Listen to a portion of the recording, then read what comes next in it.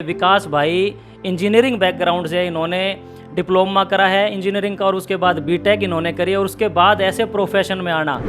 आज कला ने मेरी कला ने गुरुजी के आशीर्वाद से माँ सरस्वती ने इतना दिया है मेरे को कि आज हरियाणा के लाखों लोग मेरे को जानते पहचानते हैं। संघर्ष के और उस दौर के बारे में बताइए, जैसे ही आप पास आउट हुए और आपने सोचा मुझे तो इस लाइन में ही जाना है, क्योंकि मुझे लगता है कि आपके दोस्त आज गुड़गांव में, दिल्ली में, कहीं एमएनसी में नौकरी भी कर रहे होंगे।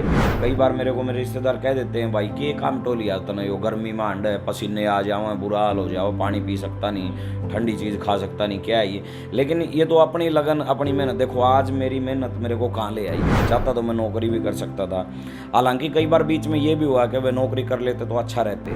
अगर मैं उस टाइम उन रिश्तेदारों की बात सुन के छोड़ देता, शायद इस वो मुकाम पे रिश्तेदार तो गालियाँ दिया करते, वो रिश्तेदारी आज राम राम करें। कई कलाकार तो ऐसे होते हैं मोहित भाई की बैकग्राउंड होता है उनका कलाकारी के परिवार का। किसी के बाप दादा राइटर थे, किसी के सांगी थे, कलाकार थे, तो उनको वो चीज़ विरासत में मिलती है। हमारे घर में कलाकार तो दूर, हमारे घर में कोई लिसनर भी नहीं है। आज भी मेरी रागनी नहीं सुनते मेरे घर वाले। मुझे ऐसा लग रहा था शायद आप किसी को याद करके वो रागनी गा रहे हैं, कॉलेज के दिनों की कोई याद है आप? माँ के मिन पाला पड़ता फिर गई जड़ाई में, मुँह ढक्के न रोए जासूं एक ली रजाई में।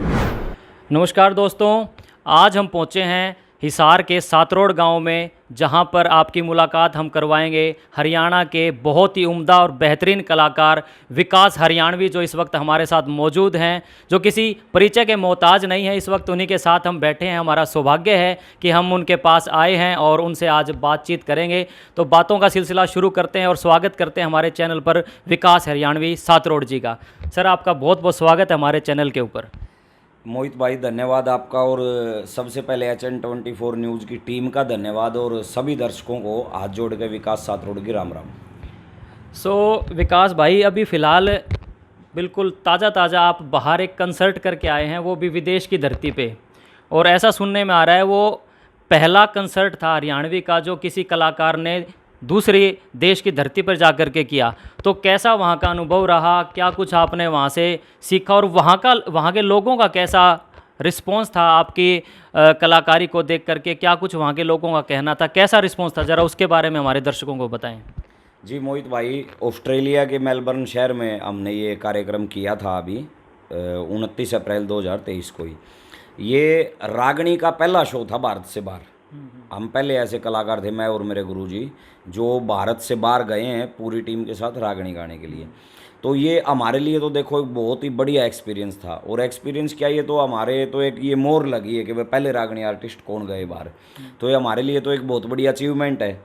और वहाँ के लोगों ने देखिए, मोस्टली तो वहाँ जो अपने नॉर्थ इंडिया के लोग रह रहे हैं वही थे सुनने वाले, हरियाणा, दिल्ली, यूपी, राजस्थान, पंजाब के आसपास के लोग। पर जो वहाँ के लोकल लोग थे ना, वो भी देख तो रहे थे कि हो क्या रहा है ये। उनके लिए भी एक नई चीज़ थी। एक तो हम ये एक फिजी इंडियन का एयरपोर्ट था, महिंद्रा जी का एविएशन एकेडमी, उधर हमने जब रागनी गाई उन एयरक्राफ्ट ग्लाइडर्स के बीच में, तो वहाँ जो काम करने वाले थे या वहाँ जो लोग घूमने आए हुए थे ना, वो एकदम से अचंभित हो गए। जो अपने देहात में कह देवा अंग्रेजन आ गई और एकदम, और वो मटके की टीप है ना, वो जब वो मटका बजाया हमने, तो वो प्रोग्राम खत्म होने के बाद उन्होंने टीप उठाई और मटके के अंदर देखने लगी। तो हमने पूछा भाई के देखो, तो वो बोले इसमें मशीन कहाँ है, मतलब के बजन लग रहा है इसमें चीज़। वो इतना अचंभित हो गए कि ये मटका जो पीने के पानी में लोग यूज़ करते हैं, ये बज कैसे सकता है। तो बहुत बढ़िया एक्सपीरियंस था भाई, और बहुत बढ़िया प्यार सहयोग वहाँ के लोगों ने हमें दिया। बहुत ही अच्छा कार्यक्रम रहा वो। तो दोस्तों, इंटरव्यू तो आपने बहुत सुने होंगे। आज इस इंटरव्यू के अंदर मैं बहुत सारे ऐसे सवाल पूछना चाहूँगा विकास भाई से, और मुझे उम्मीद है वो ज़रूर हर सवाल का जवाब बेबाकी से देंगे।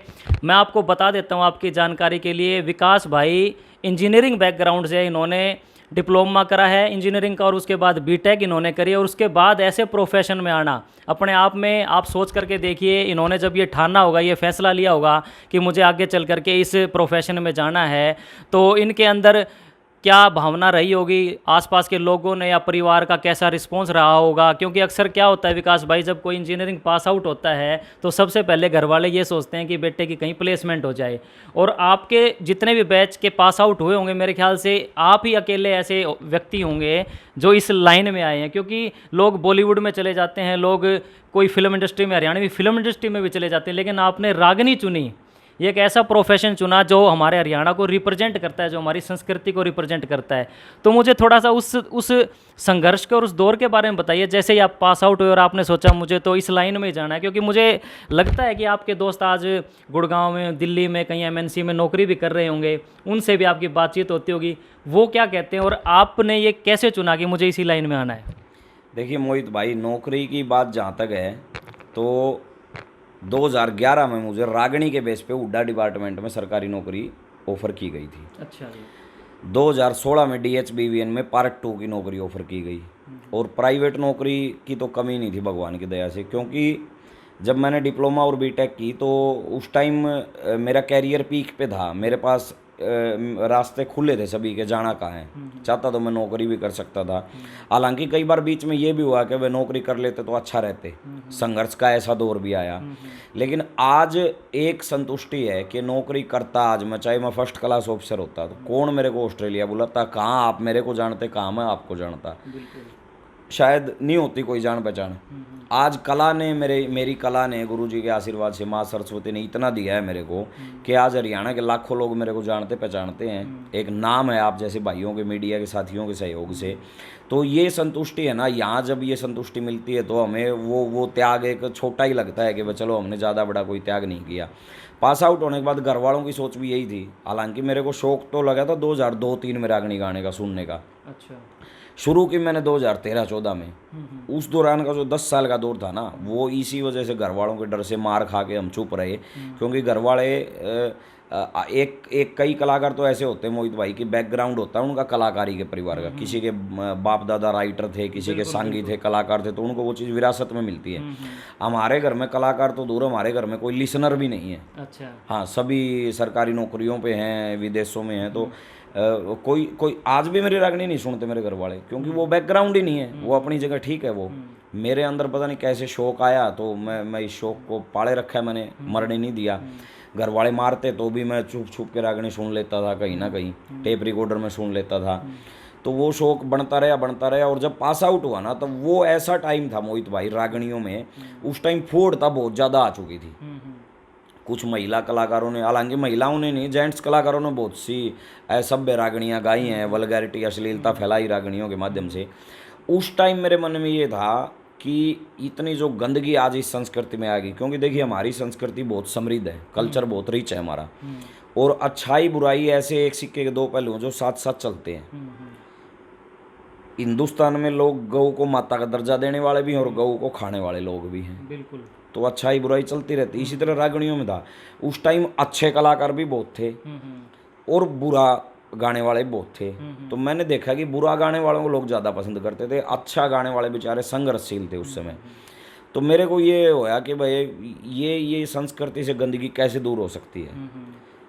तो बहुत से कलाकारों से भी इस बारे में सलाह मशवरा करते, तो वो बोलते बोले भाई साहब क्या करें, अब लोग इनको ज़्यादा सुनते हैं, हमारे को सुनता नहीं, क्या करें। तो मेरे मन में ये है क्योंकि ना क्यों नहीं कि ये बीड़ा तू खुद ही उठा ले। अच्छा ये बताओ विकास भाई, जैसे हम जब छोटे होते थे तो टीवी पे, रेडियो पे कुछ ऐसे कलाकारों की सुनते थे जिनके एक दो मैं नाम जानता हूँ, जैसे राजेंद्र खरकिया, पंडित लक्ष्मीचंद, मांगेराम, जैसे ये गाते थे गढ़वा बेंजो लेकर के और तकत बिछा के। गांव में जैसे प्रोग्राम होता था भाई, रागनी कंपटीशन बोला जाता था, हैं वो उस टाइम हम सुना करते थे। बाद में फिर वो टीवी में भी आने लगे।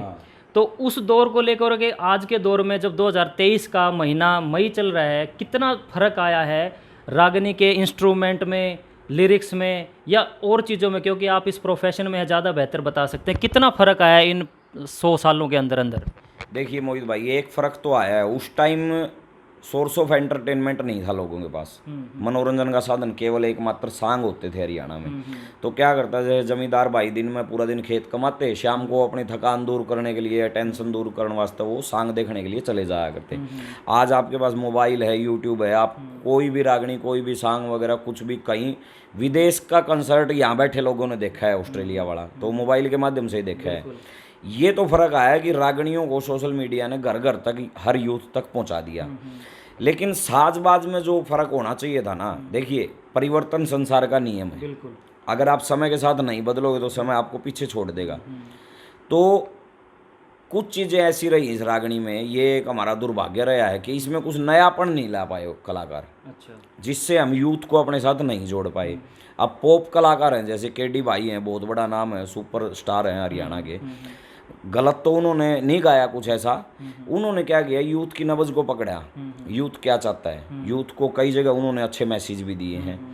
तो रागनी वाले कलाकार नयापन नहीं ला पाए, इसलिए वो थोड़ा पीछे रह गए दब के। हमारा सौभाग्य ये रहा, हमको यूथ ने सुना, चाहे सोशल मीडिया के माध्यम से या एक सर्कल हमारा यूथ का था।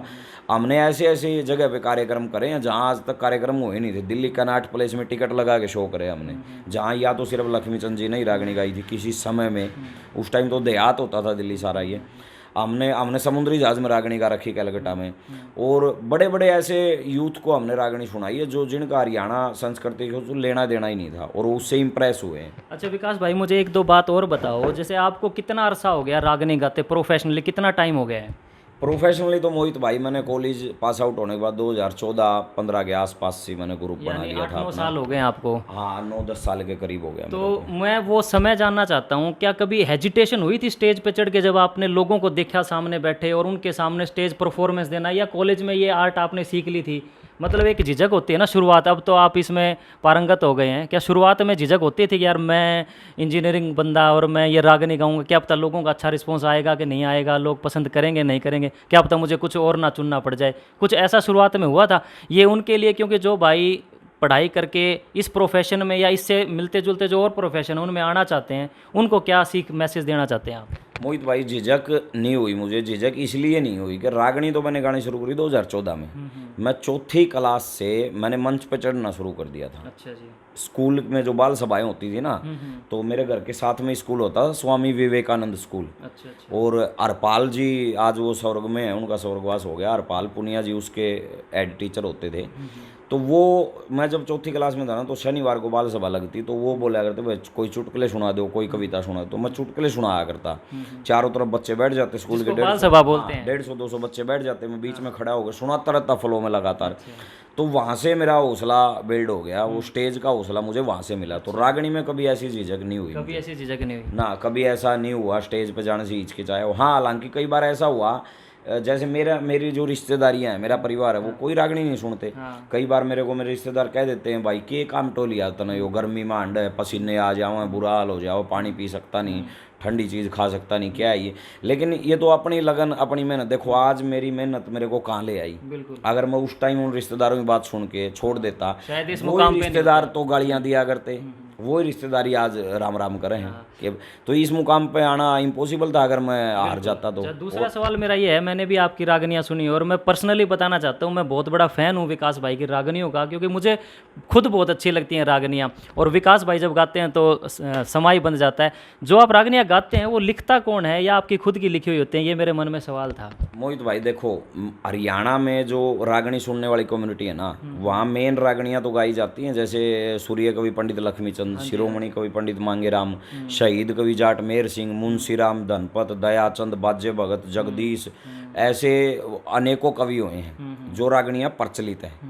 कई बार क्या होता है, ऐसा मौका होता है कि मान लो किसी नेताजी का स्वागत गीत गाना है तो वो हम खुद लिख लेते हैं, या कोई ऐसा मौका होता है कि भाई इस मौके की कोई नई रागनी सुनाओ, तो वो हम खुद लिख लेते हैं। मैंने बहुत सी सैकड़ों रागनियाँ लिखी हैं, और कई यूथ फेस्टिवलों में बच्चे गाते हैं तो वहाँ उन रागनियों ने प्रथम स्थान भी हासिल करे हैं।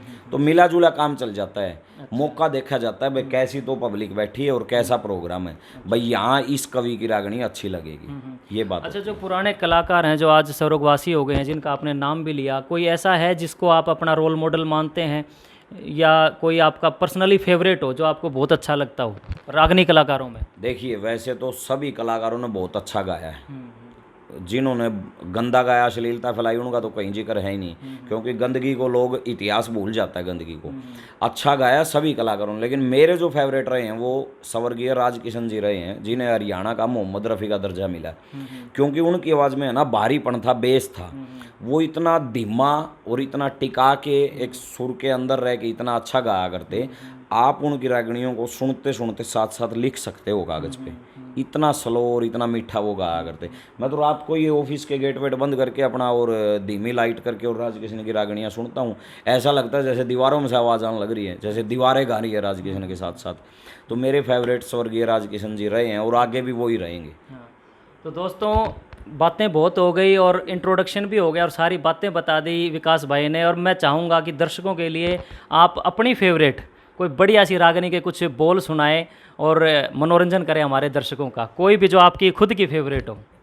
भाई मोहित, एक कहावत है भाई, अपनी लासी ना खट्टी कोई नहीं बताता। तो वह मेरी तो सारी ही रागणियाँ फेवरेट हैं। मैं तो हर कवि को गाता हूँ जिसने अच्छा लिखा है, हर कवि को गाया है मैंने, और हर तरह की रागणियाँ मैं गाता हूँ। तो ऐसी कोई बात एक रागनी है जो मेरी फेवरेट है और मैं गुनगुनाता हूँ भी भाई, अगर आप इजाजत दो तो मैं वो सुनाना हाँ चाहूँगा। हाँ बिल्कुल बिल्कुल। और मैं चाहूँगा उसको फिर आप पूरी तरह से सुनाओ। जी जी जी बिल्कुल। मैंने एक बार गाड़ी में आप बैठ के कहीं जा रहे थे और वहीं पर आपने अपना सजा रखा था हारमोनियम वगैरह, वो सुन के भाई साहब मैं लगातार उसको रिपीट पे सुनता रहा, और मैं सुनता ही नहीं रहा, मैं गाता भी रहता हूँ। मुझे पता नहीं बचपन से शौक है रागनी गाने का। तो आप सुनाओ मोहित भाई। वो कुछ इस तरह थी, देखो आपकी परमिशन से सुना रहा हूँ। बिल्कुल बिल्कुल।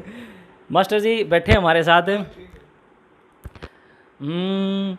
माँ के मिन पाला पड़ता फिर गई जड़ाई में, मुँह ढक्के न रोए जासू एकली रजाई में, मुश्किल होती पास जीना लागता पढ़ाई में, हर फागण में भी आया ते मर जाएंगी हर जाई में, फागण में भी आया ते मर जाएंगी हर जाई में, इब के पग होली मंगल जब चाहिए मेरे पास मैं चमन, जीवन भर रहूंगी तेरी दास में चमन, इब के पक में आइए फागण मास में चमन, ओली खेलने चंदा के प्रकाश में चमन। वाह भाई मोहित भाई भाई साहब बहुत फैन हूँ मैं, बहुत ही अच्छी लगती है मेरे को ये आपकी रागनी। हाँ ये भाई ये वायरल ही इतनी हो गई थी मोहित भाई। ये दरअसल क्या था, हम गाड़ी में बैठे और थे। जिस फील से आप गा रहे थे ना, मतलब आपके चेहरे की भावुकताएं और आपके चेहरे के ऊपर जो उस समय मैं वो देख के प्रभावित था, मतलब बहुत ही ज़्यादा फील से आप गा रहे थे इस रागनी को। और मुझे ऐसा लग रहा था शायद आप किसी को याद करके वो रागनी गा रहे हैं, कॉलेज के दिनों की कोई याद है आपकी? नहीं, एक कहावत होती है मोहित भाई कि राग पाग और साग, राग मैंने गाना, पाग मैंने पगड़ी, साग मैंने सब्जी, ये हमेशा एक से नहीं बनते, ये कभी कभी सजा करें। हालांकि मानो बड़ा स्टेज है, क्या पता वहाँ पर ये रागनी वैसी मैं ना गा पाता। वहाँ क्या हुआ कि किसी का इंतजार कर रहे थे, गाड़ी में बैठे थे, ठंडा मौसम था, एक ढोलक वाला था, हारमोनियम वाला भाई था ना, जो चल नहीं रही थी वहीं बैठे थे। हाँ सेक्टर 9 11 की बात है सार की, तो 2018 की बात है ये। तो मैं हारमोनियम वाला में चलो एक रिहर्सल करते हैं यार, नया गाना सुनाता हूँ तुमको। तो हालांकि ये गाना तो बहुत पुराना, लीलो चमन फिल्म का, मनफूल सिंह डांगी जी ने इसको लिखा था और दिलराज कौर जी ने इसको गाया था। तो हमने वो किसी कलाकार ने स्टेज पे नहीं गाया था आज तक ये, तो मैंने उसको वैसे वो गा दिया। तो वो आप जैसे भाइयों मीडिया वाले साथियों से इतना वायरल हो गया वो गाना, मतलब एक म्यूजिक टीचर ने तो, जिंदल स्कूल में एक म्यूजिक टीचर थी कोई, उन्होंने तो स्पेशल वो गाना सुन के मेरा प्रोग्राम ही करवा दिया। स्पेशल प्रोग्राम ही करवा लिया, बोले चाहिए एक रागनी गा देना चाहिए, आप आ जाओ टीम के साथ। तो वो तो बहुत ज़्यादा वायरल हुई थी, बहुत ज़्यादा। रणदीप हुड्डा ने भी उसको उस वीडियो को ट्वीट किया था। अच्छा, बहुत बढ़िया। और देखिए विकास भाई इतनी मेहनत कर रहे हैं, यूथ को मोटिवेट कर रहे हैं, और बातों में तो देखो आप सुन ही रहे हैं कि हर बात इनकी जो है खास बात होती है। तो खास तौर पर जो युवा हैं, यंगस्टर्स हैं, उनके लिए ये संदेश जो है विकास भाई दे रहे हैं। थोड़ा सा विकास भाई अब आने वाले आपके क्या क्या प्रोग्राम है हरियाणा में, कहाँ कहाँ होएंगे, क्या क्या आपका जो शेड्यूल बता दीजिए, अगर नियर फ्यूचर में कोई है प्रोग्राम तो। अपने जो ये हरियाणा, दिल्ली, यूपी, राजस्थान है ना भाई, इनमें तो कार्यक्रम चलते ही रहते हैं लगातार। अभी जैसे आज होगी 18 तारीख होगी मेरी, 20 को हांसी है, 21 को दिन में रोहतक है, शाम को भिवानी है, 22 को कैथल है, और 29 को बेरला गांव में है। अच्छा। और 1 जून को पानीपत है। अभी तो भगवान की दया से बढ़िया, मतलब हाँ शेड्यूलिंग मिली हुई है। हाँ ये कार्यक्रम तो चलते ही रहते हैं हमारे। और इसके सिवा बाहर के जो, जैसे पहली बार ऑस्ट्रेलिया गए, अभी आगे कनाडा का, अमेरिका का, इन 2-3 देशों के, और मतलब हमारा एक और सवाल आ गया मेरे मन में, और वो सवाल भी थोड़ा गंभीर है। तो विकास भाई आप हिसार जिले में बैठे हैं, इसको बागड़ी बेल्ट बोलते हैं, हिसार, फतेहाबाद, सिरसा, ये बागड़ी बेल्ट आप जानते हैं भाई, इसको बागड़ एरिया बोलते हैं। एक देशवाड़ी बेल्ट है रोहतक, झज्जर, सोनीपत की। मेरा जहाँ तक मेरी जो समझ है या मेरी नॉलेज है, ये जो रागनी कल्चर है, जींद, सोनीपत, रोहतक, रागनी वहाँ क्योंकि बाजे भगत पंडित लक्ष्मीचंद सिरसा जाटियाड़ा में उनका गांव था, शायद लक्ष्मीचंद का था या मुझे प्रॉपर नहीं पता। तो हिसार की बेल्ट में आपकी जो टोन है ना भाई साहब, सुन के मुझे ऐसा लगता है कि आप भी उसी साइड के हैं। ये आपने दो जो देसी हरियाणवी है, देश वाली टोन कैसे पकड़ी? क्या सात रोड में सभी ऐसे बोलते हैं? मेरा क्वेश्चन का मतलब आप समझ गए होंगे मैं क्या कहना चाह रहा हूँ, क्योंकि इधर जो हिसार के जितने भी गांव हैं, फतेहाबाद के जितने गांव हैं, यहाँ पर हरियाणवी की रागनियों को थोड़ा कम सुनते हैं। अब बढ़ गए धीरे धीरे, लेकिन यहाँ की बोली थोड़ी अलग है, बागड़ी टच है थोड़ा। तो ये आपने टोन कैसे पकड़ी? मोहित भाई देखिए, हिसार पूरा हिसार बागड़ी बेल्ट नहीं है। अच्छा। हिसार से आगे चले जाओ, फतेहाबाद के गांव बागड़ी है। और ज़्यादा दूर का जो हमारे से 4 किलोमीटर दूर डावड़ा गांव है, वो बागड़ी बेल्ट का गांव है। धानसू है 3 किलोमीटर, वो बागड़ी है। हमारा गांव देशवाड़ी बोली का है। सात रोड, लाडवा, आगे ये जो मैयड़ बगाना जो हमारे गांव है, ये 7-8 गांव हैं, ये देशवाड़ी बेल्ट के गांव हैं। अच्छा जी। हाँ, तो यहाँ बागड़ी नहीं बोली जाती। हिसार जिला पूरा बागड़ी नहीं है, फतेहाबाद जिला है, सिरसा जिला है, वो बागड़ियों का एरिया है। तो ये देशवाड़ी हमारी तो बोली यही है शुरू से। अच्छा जी। हम तो यहीं जन्म होया है, यही हमारा पैतृक गांव है। हमारे जो बूढ़े बुजुर्ग यही बोली बोला करते। और हालांकि ऐसा है कि हमने बागड़ी बेल्ट में रागड़ियाँ खूब गाई। अच्छा। शायद और कलाकारों का इतना प्रोग्राम नहीं होया होगा बागड़ी बेल्ट में, क्योंकि ये है ना, समझाने का फर्क होता है। देखिए, संगीत पूरी दुनिया का एक सा है, वही 7 सुर है, वही ताल है। बिल्कुल बिल्कुल। आप कहीं चले जाओ, आप उनको डिस्क्राइब ऐसे कर दो, बागड़ियों को भी समझ आती है। मैं सिरसा जिले में इतनी रागड़ियाँ गाता हूँ, हद से ज़्यादा प्रोग्राम होते हैं मेरे। राजस्थान में प्रोग्राम होते हैं बहुत ज़्यादा, वो तो बल्कि स्पेशल डिमांड करते हैं कि बोले भाई तुम्हारी देशवाड़ी बोली में सुना दे, बोला बागड़ी में ना सुना हुआ है। तो ये बात नहीं है, हमारा गांव तो देशवाड़ी ही है। अच्छा अच्छा, चलो विकास भाई, अब इस वीडियो को अंत करते हैं। और अंत में मैं चाहूँगा हमारे दर्शकों को एक बढ़िया सी रागनी के कुछ बोल आप सुना दें, और दर्शकों को भी अगर कोई सवाल है तो वो भी आप रख सकते हैं।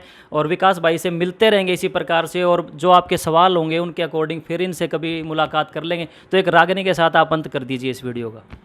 मोहित भाई देखिए, रागनी तो हम तो हज़ारों गाते हैं, लेकिन रागनी वही प्रासंगिक होती है जिससे यूथ को कोई समाज में कोई मैसेज है। क्योंकि दादा लक्ष्मीचंद ने कहा है कि जिससे मतलब पूरा हो जाए, इसी रागनी चाहिए।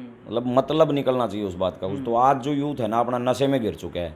तो एक मैंने रागनी लिखी थी बहुत साल पहले, वो इस पे क्या बोलते थे, वो ऐप थी जो एक बैन होगी, वो टिकटॉक पे इन जगह वो बहुत करोड़ों लोगों ने उस रागनी को देखा, रील बनाई। वो यूथ के लिए थी कि वह दारू और सुल्फा जो ऐसी चीज़ है जो आजकल यूथ ज़्यादा लेता है, नशा करता है इनका, तो उससे बचो, वो बहुत खतरनाक है। वो रागनी मैं एक स्थाई और एक अंतरा आपको सुनाता हूँ।